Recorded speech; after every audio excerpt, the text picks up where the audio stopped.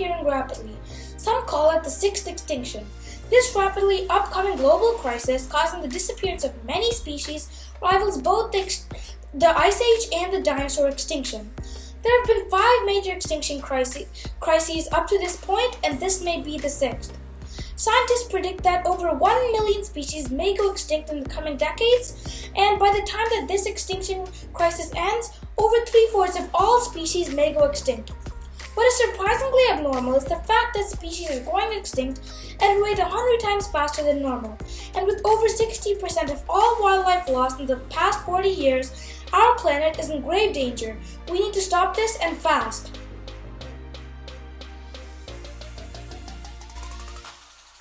There are many reasons for the spread of the extinction crisis. Let's delve into a few. Due to global warming, the corals are bleaching, and coral reefs could disappear by 2050 if we don't stop this. This can kill animals who rely on these reefs for their habitat. Furthermore, chopping down forests can cause great harm to these animals that rely on it the most, such as orangutans. Mammals are not the only ones suffering. 25% of bees in the US are at risk of extinction due to pesticides and other chemicals. Bees help pollinate 35% of the world's food source. So if we lose bees, we also lose a major part of our food. Wildlife crime also plays a major role in the extinction crisis. With rhinos being poached for their horns, pangolins being killed for their scales, and elephants being poached for their tusks, not much will be left if we continue letting these criminals poach animals. And elephants may even disappear in the next 20 years if we don't do anything. Moreover, plastic pollution kills thousands of animals each year in many ways. And more than 40% of all amphibians are at risk for extinction due to a dangerous disease called the chytrid fungus.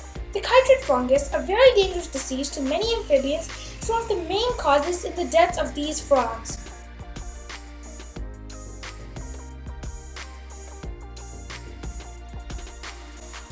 Hello, I'm Joel Sartore, and I'll tell you a bit about myself and what I do to help stop the extinction crisis.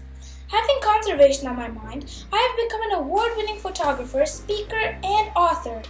I've had over 40 stories in the National Geographic magazine, and I'm still a regular contributor to National Geographic, and I'm also an Eagle Scout.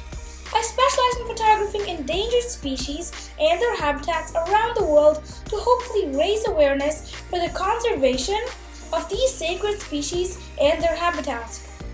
I've originally photographed animals along with their habitats more like a cause and effect by showing how animals will be affected without their habitat. Now in this new project, the photo arc, I've moved to the simpler portrait forms of shoots. This means I now take photographs of close-ups of the animal on a white or black background. And I'm always happy to return from my travels around the world to my home in Lincoln, Nebraska. My goal is for the public to care about the extinction crisis and save endangered species while there is still time to save our planet and everything in it.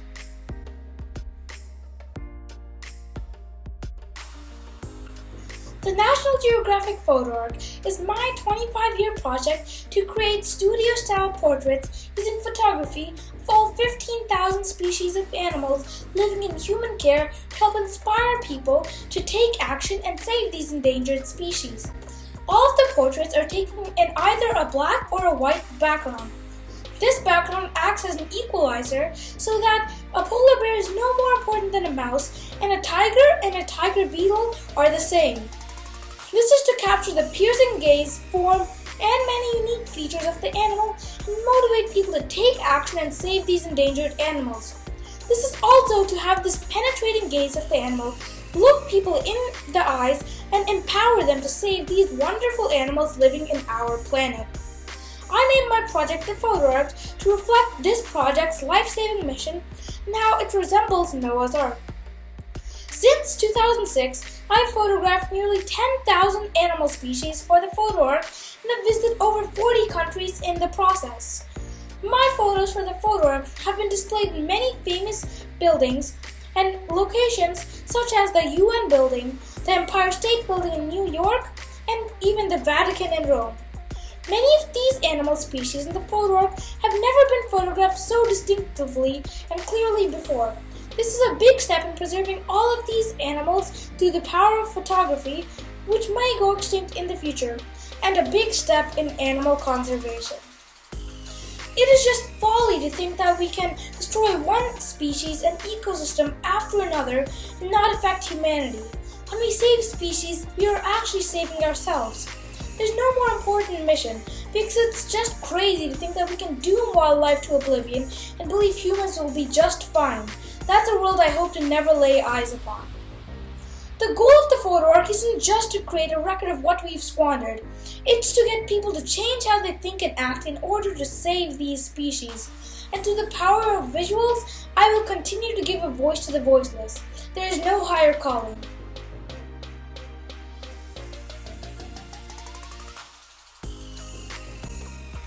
There have been many inspirations throughout my life that have led for me to start the photo arc and making wildlife conservation imperative for me. Growing up in Nebraska, I was surrounded by animals and nature.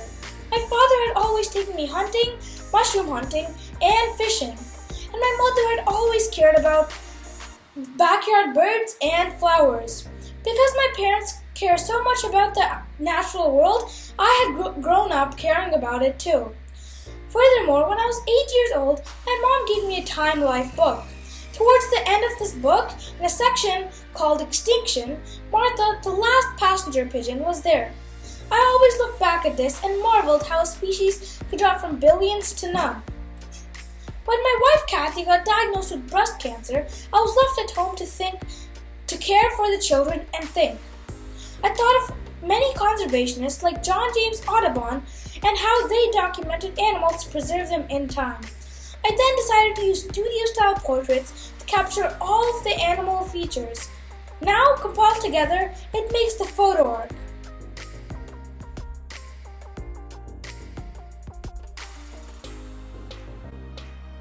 As I have told you, the purpose of this photo arc is to motivate people to take action. There are many times that my pictures actually motivated people and saved many endangered animal species. Let's take a look at one. A U.S. Fish and Wildlife marine biologist, Sarah Sneckenberger, has seen firsthand how my photos can motivate others. A few years after the population of the Florida grasshopper sparrow had fallen to only around 150 pairs in only 2 areas in the world, I started taking pictures of these animals to start raising awareness. My image had raised awareness of this bird's plight, and federal funding had raised from $20,000 to over $1 million.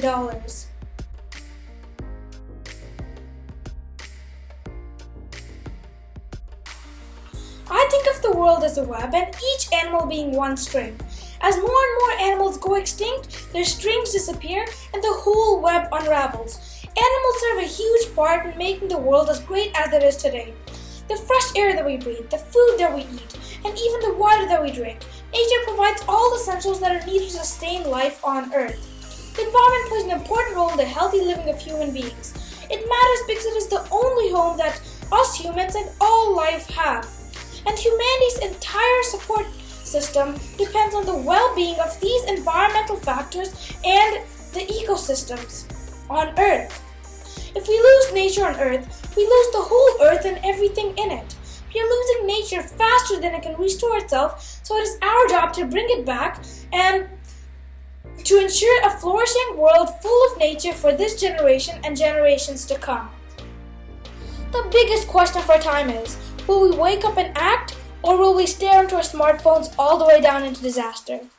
Thank you.